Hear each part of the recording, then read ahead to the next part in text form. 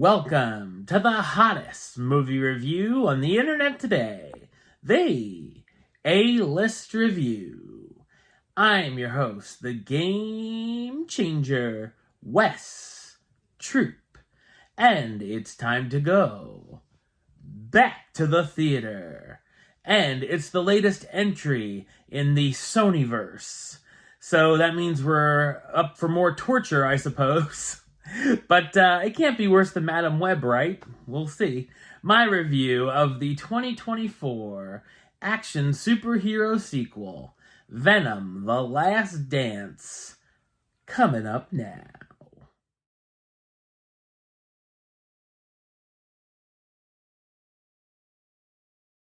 Eddie and Venom, on the run, face pursuit from both worlds. As circumstances tighten, they're compelled to make a heart-wrenching choice that could mark the end of their symbiotic partnership. So what did I think of Venom: The Last Dance? I thought it's a horrible superhero sequel.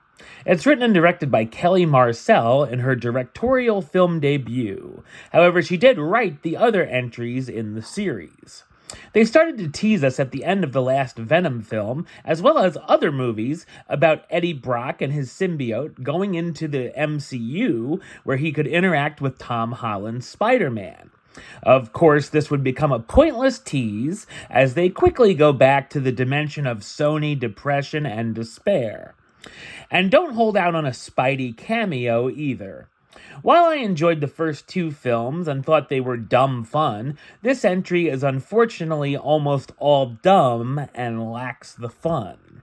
Our main villain this time is Null, who looks like he stepped out of a Final Fantasy video game cutscene from the 1990s, and he's currently trapped in an eternal prison, like I feel when I'm watching most Sony films, and Eddie and Venom are the key to releasing him. While the anti-hero is being chased by humans and non-humans, we cut back and forth to Area 51, where more symbiotes are being studied by a doctor, while a general hopes to destroy them. Most of the film feels like it was written by a game of darts on a board of dumb ideas, where whatever they landed on ended up getting put into the script. They feel like a series of unrelated vignettes with plot holes aplenty, such as the family of alien enthusiasts Venom and Eddie hitch a ride from, a few minutes in a casino in Vegas, and a random ABBA dancing number. I did enjoy seeing the fate of the members of a dogfighting ring at the hands of Venom, as well as the symbiote bonding with a horse and having a wild ride. It's also the kind of film where almost all of the problems are solved by a wild convenience.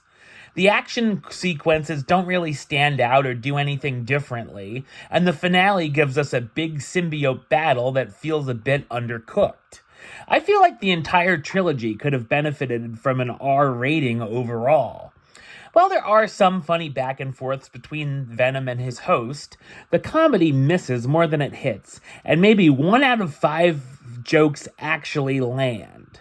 The tone also goes all over the place throughout. There's odd editing choices, and the pacing is wonky, with some scenes that are actually fun getting shortchanged, while others go on far too long, like hearing the alien family singing Space Oddity.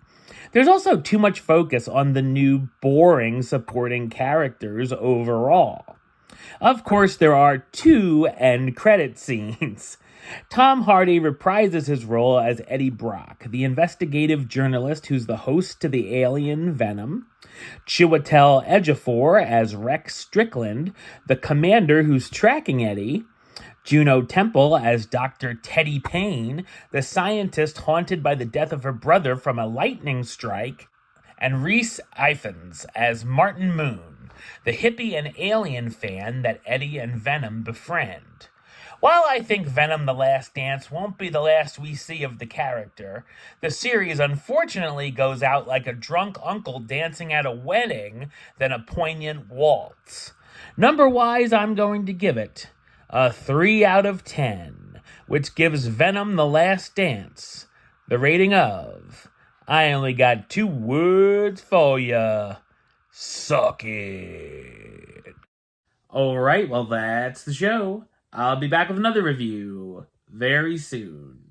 But until then, don't forget to like, comment, and subscribe right here on YouTube. YouTube.com/WestsideOf515. Like the show on Facebook, Facebook.com/WestTruePaylist.